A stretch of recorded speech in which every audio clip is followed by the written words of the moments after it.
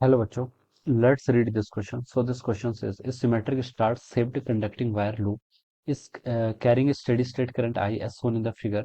The distance between the diametrically opposite vertices of the star is 4a. The magnitude of the magnetic field at the center of the loop. ठीक है, loop के centre पर आपको क्या बताना है?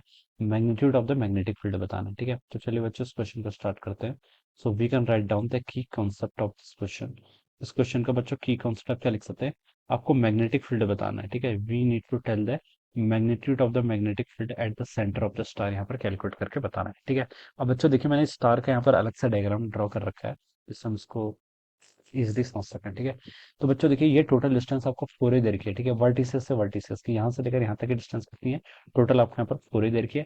तो मैं बता सकता हूँ बच्चों, ये इसका सेंटर है, मान लीजिए यहाँ पर इसका सेंटर है, दिस इज द सेंटर। तो ये टोटल डिस्टेंस कितनी होगी आपकी? 2a के इक्वल होगी। This distance is equal to 2a। ठीक है, अब देखिए बच्चों इसके अगर मैं इसको मैं फर्स्ट वर्टिस बोल दूं, इसको सेकंड बोल दूं, इसको थर्ड बोल दूं, इसको 4 बोल दूं, इसको 5 बोल दूं और इसको 6 बोल दूं, तो टोटल कितना यहाँ पर 6 वर्टिसेस है। ठीक है, और एक वर्टिसेस के बीच में आपका देखिए बच्चों ये टोटल एंगल कितना होगा, यानी कि वन से टू के बीच में देखिए अगर टोटल 6 है, ये पूरा कंप्लीट एक क्या है, 360 डिग्री कवर कर रहा होगा। तो ये बता सकता हूँ मैं, this angle should be equal to 60 degree. ये एंगल कितना होना चाहिए आपका?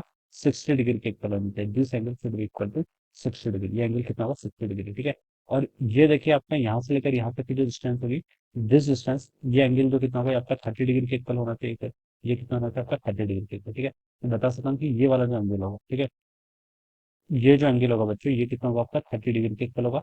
सिमिलरली इधर से इधर भी जो एंगल होगा, देखिए बाई सिमेट्री हम यहाँ पर ये सब चीजें बता सकते हैं। ठीक है, यहाँ पर लिखा गया देखिए क्वेश्चन में, इस सिमेट्रिक स्पार्क से। ठीक है, तो ये एंगल 30, तो बच्चों ये एंगल भी कितना होगा आपका? 30 डिग्री के इक्वल होगा। ठीक है, आप ऐसे भी इसको यहाँ पर क्या कर सकते हैं? एक्सप्लेन करके बता सकते हैं। ठीक है, अब बच्चों देखिए आपको ये वाली डिस्टेंस तो पता है, दिस डिस्टेंस इज, ये कितनी है आपकी? 2a के इक्वल है। ठीक है, ये डिस्टेंस आप कितनी बता सकते हैं? 2a के इक्वल बता सकते हैं। ठीक है, तो बच्चों आप इसमें पहले कोई भी एक एलिमेंट ले लीजिए। आप क्या कर लीजिए, मान लीजिए मैंने यहाँ से लेकर यहाँ तक एक एलिमेंट ले लिया। ठीक है, इसको चलिए मैं नाम देता हूँ, this is A and this one B. ठीक है, ये कितना आपका ए बी। ठीक है, अब पहले में देखिए ए बी के कारण देखिए मुझसे देखिए magnitude of the magnetic field at the centre of the loop. ठीक है, यहाँ पर मैग्नेटिक फील्ड होता है। तो पहले मैं ए बी के कारण ओ पॉइंट पर, ये सेंटर पर क्या कर लेता हूँ, मैग्नेटिक फील्ड कैलकुलेट करके बताओ, चेक कर लेता हूँ। ठीक है, फिर मैं बाकी के कारण उसी की तरीके से क्या करता हूँ, कैलकुलेट करता हूँ। ठीक है, तो देखिए बच्चों ये एंगल तो मैंने यहाँ पर बता दिया। ये एंगल कितना बच्चों आपका? इसको देखिए मैं थोड़ा अगर एक्सटेंड करूँ, देखिए अगर आपको किसी भी, देखिए ये ए बी वाला जो एलिमेंट है, ये कैसा एलिमेंट है? ये आपका finite current current carrying length है, क्या आपकी फाइनाइट करंट कैरिंग लेंथ। इसके कारण अगर देखिए कोई भी फाइनाइट करंट कैरिंग लेंथ होती है, मान लीजिए ये आपके पास क्या कोई फाइनाइट, इसी को देखिए चलिए मैं इस क्वांटिटी को आपका ए बोल देते हैं, दिस क्वांटिटी बी। ठीक है, इसके कारण मुझे क्या बताना, सेंटर आपका मान लीजिए यहाँ पर कहीं ओ क्वांटिटी है, इस पॉइंट पर क्या बताना आपका? मैग्नेटिक फील्ड बताना। ठीक है, तो हम देखिए मैग्नेटिक फील्ड कैसे फाइंड आउट करते थे। ठीक है, इसके हम देखिए ये आपका ओ से हमने इसको ऐसे कनेक्ट कर दिया। ठीक है, फिर हम इसको आगे एक्सटेंड करते थे। ठीक है, इसको क्या करते थे? आगे एक्सटेंड करते थे। ठीक है, हमें देखिए जो फॉर्मूला होता था किसी भी फाइनाइट करंट कैरिंग वायर के कारण जो आपका मैग्नेटिक फील्ड का फॉर्मूला होता था, ये होता था mu naught I divided by 4 pi d times कितना होता था आपका? Sine of alpha plus sine of beta. ठीक है, दिस इज द फॉर्मूला। ये किसका फॉर्मूला होता था? Because of the finite current carrying wire. ठीक है, अगर इनफाइनाइट हो जाती थी तो अल्फा और बीटा दोनों 90 हो जाते थे, तो साइन 91 प्लस साइन बीटा वो भी 1 हो जाता था। तो 1 + 1 कितना? 2। तो नी naught I divided by 2 pi D formula आता था। लेकिन यहाँ पर फाइनाइट नहीं, यहाँ पर आपकी इनफाइनाइट नहीं है, यहाँ पर आपके फाइनाइट एलिमेंट है। ठीक है, तो देखिए हम कैसे फाइंड आउट करेंगे, यहाँ पर डी क्या होता था? डी आपकी परपेंडिकुलर डिस्टेंस होता थी।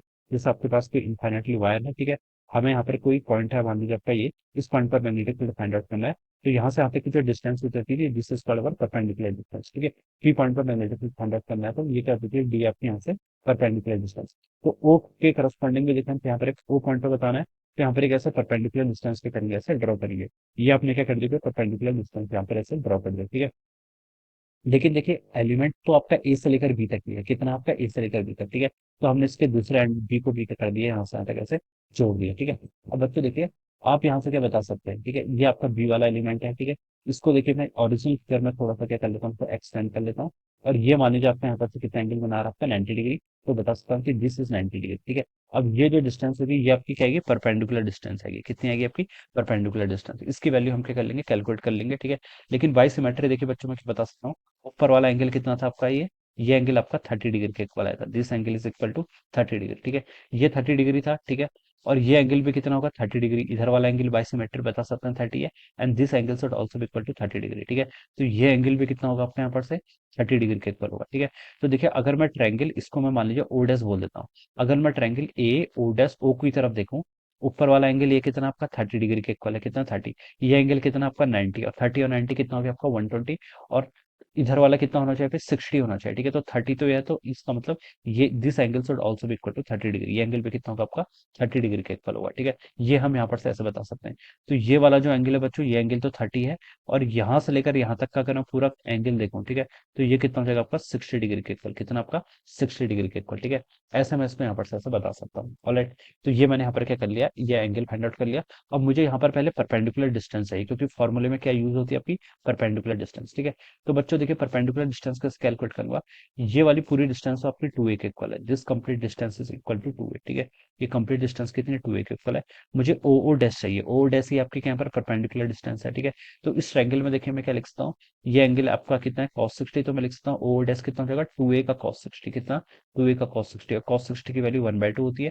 तो यहाँ से हम ओ डैश की वैल्यू कितनी आएगी बच्चों यहाँ पर a के इक्वल आ गई, कितनी आ गई आपकी a के इक्वल, ठीक है। तो परपेंडिकुलर डिस्टेंस आपने फाइंड आउट कर लिया। अब आप इसको देखिए इस फॉर्मूले में रखते हैं, जो जो वैल्यू से मिल गई mu naught I divided by 4 pi, perpendicular distance कितनी a के इक्वल, ठीक है। अब एंगल आएगा, एंगल क्या है आपका sine of alpha plus sine of beta, ठीक है। तो बच्चों देखिए साइन अल्फा साइन बीटा कैसे फाइंड आउट करेंगे हम, ठीक है। परपेंडिकुलर डिस्टेंस, ठीक है, जो इसका सेंटर होता है, ठीक है, जो परपेंडिकुलर डिस्टेंस होती है, यहाँ से एंगल मेजर करते हैं। ऊपर वाले एंड ए के लिए देखिए कितना जा रहा है, यहाँ से हमने एंगल मेजर करना स्टार्ट किया 60 डिग्री गया, कितना गया 60 डिग्री, तो साइन ऑफ 60 हो जाएगा, ठीक है।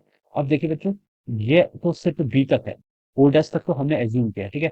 तो आपका ये वाला जो एंगल है, ये एंगल जो नीचे वाला एंगल है, ये वाला एंगल ये कितना है 30 डिग्री, ठीक है। तो इसको आपको करना पड़ेगा, सब्ट्रैक्ट करना पड़ेगा, ठीक है। Sine alpha plus sign beta होता है, ये एंगल अगर हम क्लॉकवाइज में एंटी क्लॉकवाइज मेजर करेंगे, तो 30 डिग्री वाला एंगल हम कैसे मेजर करेंगे क्लॉकवाइज, तो इसको हमें क्या करना पड़ेगा, सब्ट्रैक्ट करना पड़ेगा, माइनस कितना हो जाएगा यहाँ पर आपका साइन 30 डिग्री के ऊपर, ठीक है। ये हम यहाँ पर तय कर सकते हैं, ऑलराइट। तो अब देखिए बच्चों, इसको सॉल्व कर लीजिए, ये हो जाएगा mu naught I divided by 4 pi A, sine 60 की वैल्यू कितनी दी आपकी √3/2, माइनस साइन 30 की वैल्यू आपकी 1/2।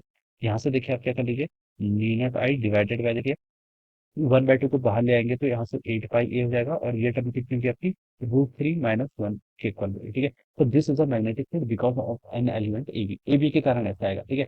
सिमिलरली देखिए जो आपका सेकंड एलिमेंट है ये वाला, इसके कारण भी, इसके कारण सभी के कारण मैग्नेटिक फील्ड की वैल्यू कितनी आएगी आपकी इक्वल आएगी, ठीक है, कितनी आएगी इक्वल आएगी, ठीक है। और टोटल ऐसे कितने एलिमेंट है, इस एलिमेंट को चलिए मैं 1 बोल देता हूँ, ये वाला आपका 2 हो जाएगा, दिस इज थर्ड, ये आपका फोर्थ एलिमेंट, ये आपका 5, ये आपका 6, ये आपका 7, ये आपका 8, ये आपका 9, ये वाला आपका 10, ये 11 और ये 12, ठीक है। तो ऐसे टोटल आपके 12 एलिमेंट है, तो आप क्या कर लीजिए, इसको यहाँ पर 12 से मल्टीप्लाई कर लीजिए, ठीक है। तो ये आपका बी नेट आ जाएगा, कितना आ जाएगा, this is my B net, ये कितना आ जाएगा मेरा net magnetic field at the centre आ जाएगा, ठीक है।